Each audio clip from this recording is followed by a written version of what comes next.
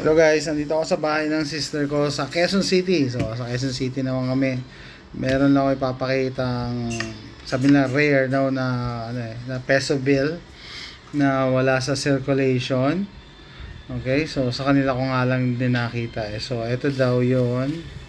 Nung nagsalita, saan siya nagsalita sa UP ba? Nagsalita sa UP yung ano ko, brother-in-law. Ito daw binayad sa kanya. I mean token sa kanya.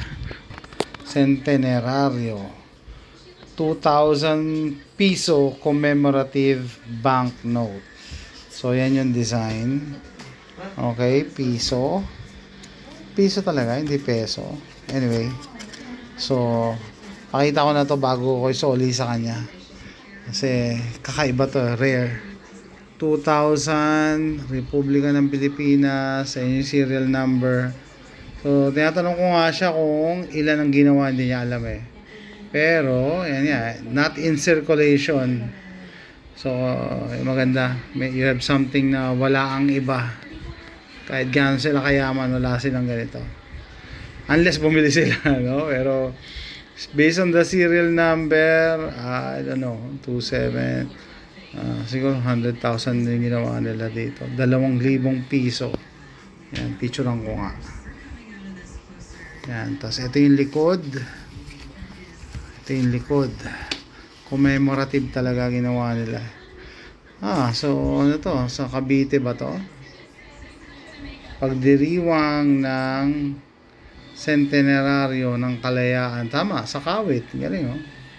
Tama yung hula ko. Yung Pangulong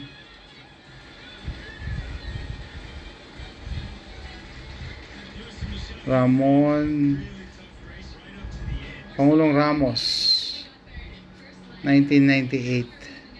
Si Fidel V. Ramos pala yan.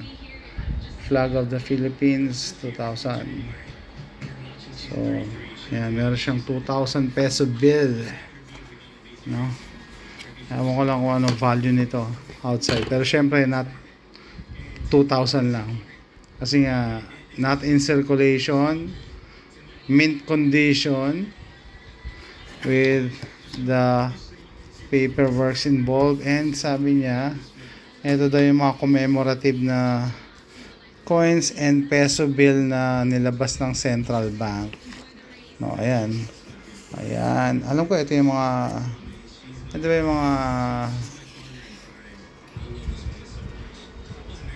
plastic na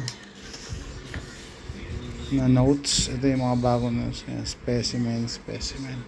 Yan, the design. Meron pa polymer banknotes. Okay, polymer banknotes. Sabi nga sa kanya, isa sa mga rare yung may mga rejects eh. Yan o, specimen. Ayos. And so forth. May mga tatak oh. Polymer banknotes. So, dun sa hindi nakakalam, no, yung dati kasi nagtrabaho rin ako sa bangko eh. Asia Trust Bank, yun ang una kong trabaho eh. Yung pera natin dito sa Pilipinas, mas maraming security features kumpara sa dollar. Tapos yung US dollar, bihira magpalit ng design. Sa atin, parang every presidente nagpapalit ng design eh. No?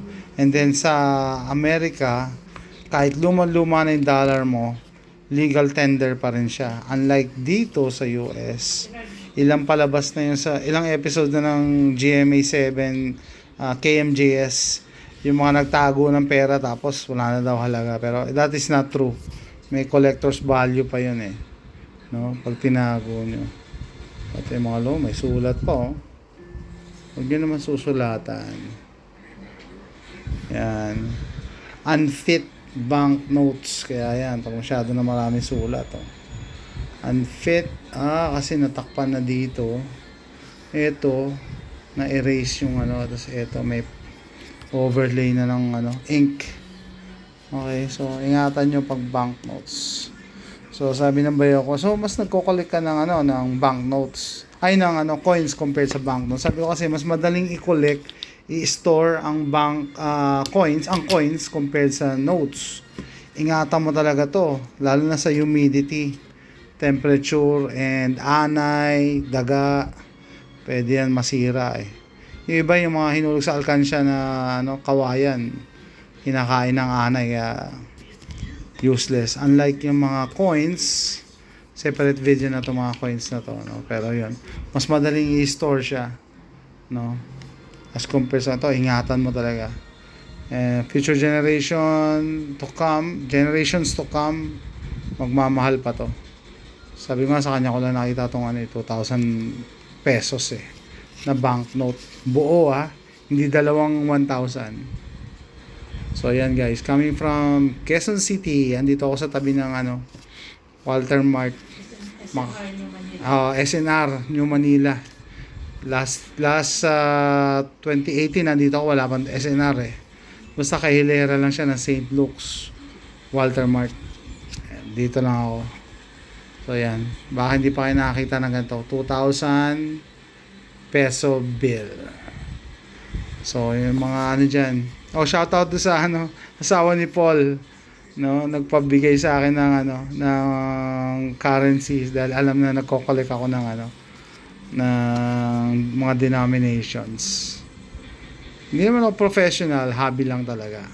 Mas gusto ko kasi i-preserve kaysa bayaan mo lang masira. No? So, yan guys, mga katulad kong hobbies and sabihin ko na numismatis hindi naman ako numismatis basta we share the same interest about currencies.